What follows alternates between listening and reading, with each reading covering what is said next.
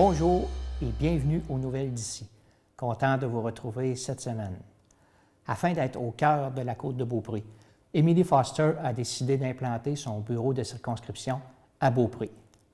Visite chez la députée de Charlevoix, Côte-de-Beaupré, qui aborde les dossiers importants en ce début d'année. À Beaupré, au 10 989 boulevard Sainte-Anne, les anciens locaux d'Alliance Affaires et de l'autre voie. Donc, je pense que les gens vont pouvoir facilement se retrouver avec cette indication-là, tout près du Radio-Café, de la Promutuelle et de la pharmacie également. Pourquoi vous avez choisi cet emplacement-là sur la côte de Beaupré? Parce que c'est au cœur de la côte de Beaupré. C'est à Beaupré. C'était accessible également. Sur la 138, pour moi, c'était très important d'avoir un local très accessible, facilement. On en a deux autres également. On a à Baie-Saint-Paul et à la Malbaie. À Baie-Saint-Paul, c'est également sur la 138 et à la Malbaie, c'est sur la rue Saint-Étienne, qui est la rue principale commerciale, l'artère commerciale principale là-bas.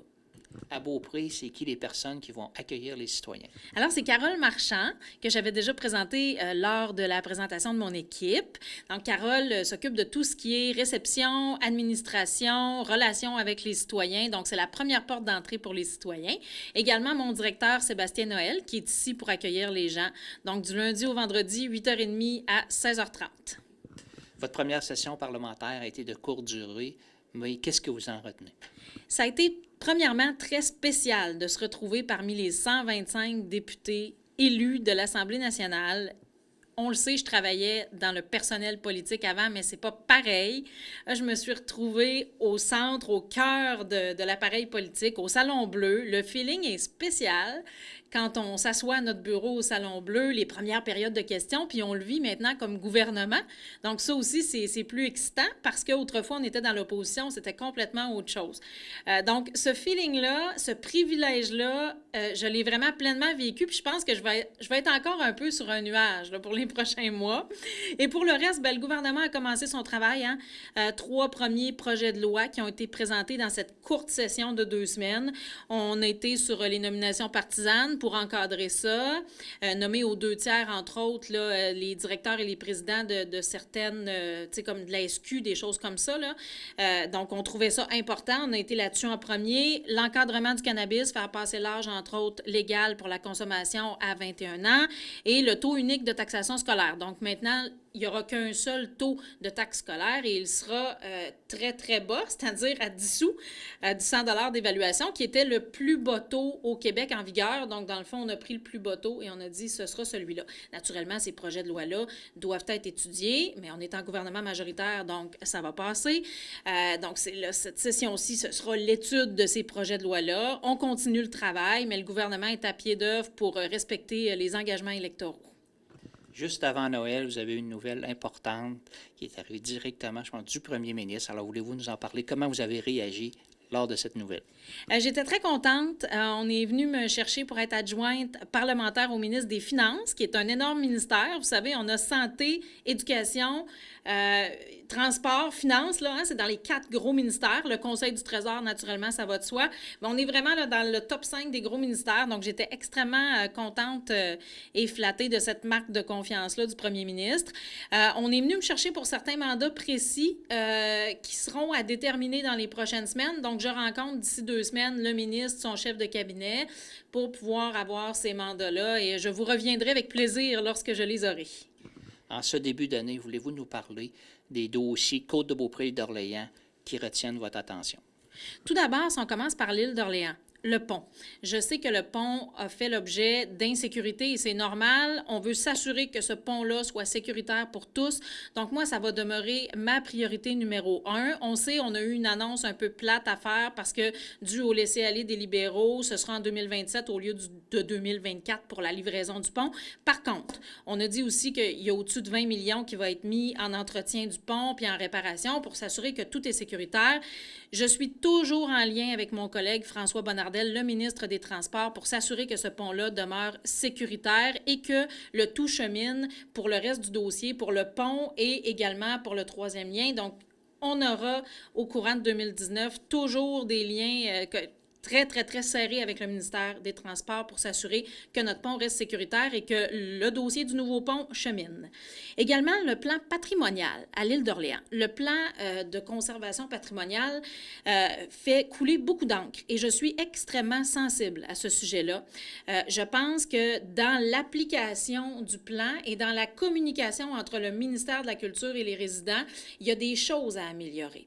Je travaille très, très fort ce dossier-là et d'ailleurs, on rencontre sous peu la ministre de la Culture. Nous avions déjà rencontré son cabinet. On rencontre la ministre sous peu. On travaille, là, on planche sur des solutions. Donc, qu'est-ce qu'on peut faire? On va y aller par étapes probablement, mais qu'est-ce qu'on peut faire pour améliorer cette situation-là? Ça, pour moi, là, c'est vraiment important parce que je sais que les règles sont strictes, c'est pas toujours facile, il y a des cas particuliers, on essaie de manœuvrer là-dedans, mais sachez que je suis très sensible, là, je veux que les gens de l'île le sachent, je suis très sensible à ça. Maintenant, si on s'en va sur la côte de Beaupré, réhabilitation de la zone dévitalisée à Sainte-Anne-de-Beaupré et le projet du quai de Sainte-Anne-de-Beaupré. Ça, pour moi, c'est très, très, très important. J'ai rencontré Développement Côte-de-Beaupré, j'ai rencontré la ville, le maire, j'ai rencontré également Corporation de développement du quai. Non, je vais les rencontrer. Mais on travaille fort, on leur a parlé. On va travailler très fort ensemble pour qu'on puisse faire avancer ce dossier-là. Ce dossier-là, il faut attacher des ficelles là, pour le financement et je trouve ça vraiment important de le travailler parce que je veux qu'il se réalise et je vais être vraiment à pied d'œuvre avec tous les acteurs du milieu pour que ça se réalise parce que je pense que ça part de là, la revitalisation qu'on peut faire à Sainte-Anne-de-Beaupré, j'y crois fermement. Ça commence toujours par un projet. Hein? Ensuite, le tout se rattache autour. Donc, pour moi, c'est un dossier qui va être très prioritaire. Ensuite, l'amélioration du service de transport en commun. On sait que Bois-Châtel s'est désaffilié du réseau de transport de la capitale. Donc, à partir d'où l'année prochaine, non, cette année, on est en 2019. Donc, à partir d'où cette année, Bois-Châtel pourra avoir son propre service, va utiliser Plus Mobile, en fait.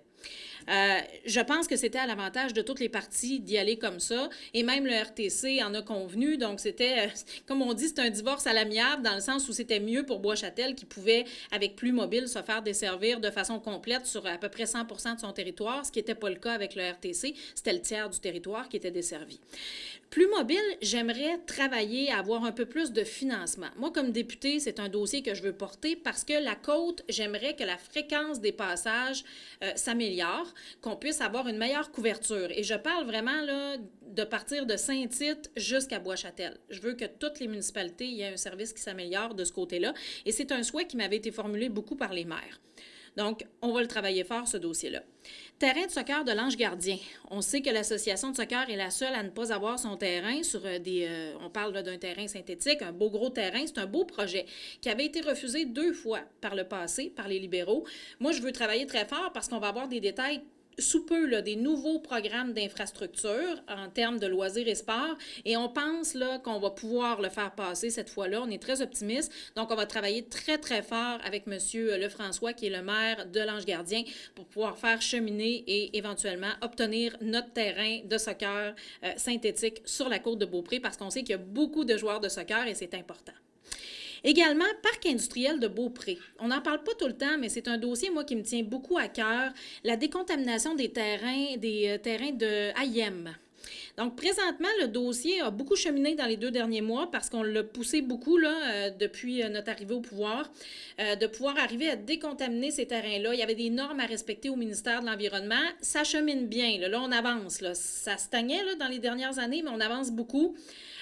Donc, on a espoir qu'en 2019, ça se règle. Et ça, vous savez, c'est aux alentours de 1000 emplois là, qui pourraient être créés. C'est énorme pour la côte de Beaupré.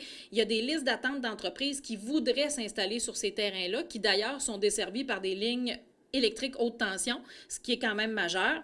Alors, je vais le travailler très fort, ce dossier-là, pour qu'on puisse régler ça, décontaminer le terrain et passer à la nouvelle phase de faire du développement sur ces terrains-là, amener de l'activité économique supplémentaire sur la côte. Également, projet d'agrandissement et rénovation du centre des congrès du Mont-Sainte-Anne. Il y a une phase là, qui est financée. Donc, là-dessus, ça chemine, ça va bien, la construction va débuter éventuellement, mais il y a une partie du financement pour des phases ultérieures qui n'est pas tout à fait attachée et moi, comme députée, j'ai rencontré la direction du centre des congrès et puis du futur centre des congrès. Ils m'ont dit, écoute, on a besoin de ton aide et je les aiderai. On est à pied d'œuvre là-dedans. On a fait déjà les premières approches auprès des ministères concernés pour pouvoir obtenir le financement des phases subséquentes, là, parce que ça va être gros, ce projet-là, pour la côte. Le centre des congrès, là, ça va générer de l'activité et le projet est magnifique également. Donc, ça va générer du tourisme, ça va générer de l'activité économique.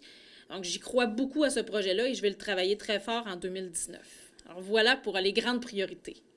Il y en a une qui chemine toujours, c'est celle-là du troisième lien. Pouvez-vous nous donner un peu de... Oui, exactement. Le troisième lien, c'est en cours. Le bureau de projet l'étudie. Comme je disais tout à l'heure, je vais rester en contact avec le MTQ là-dessus, mais je ne peux pas en dire plus pour le moment. Ça chemine.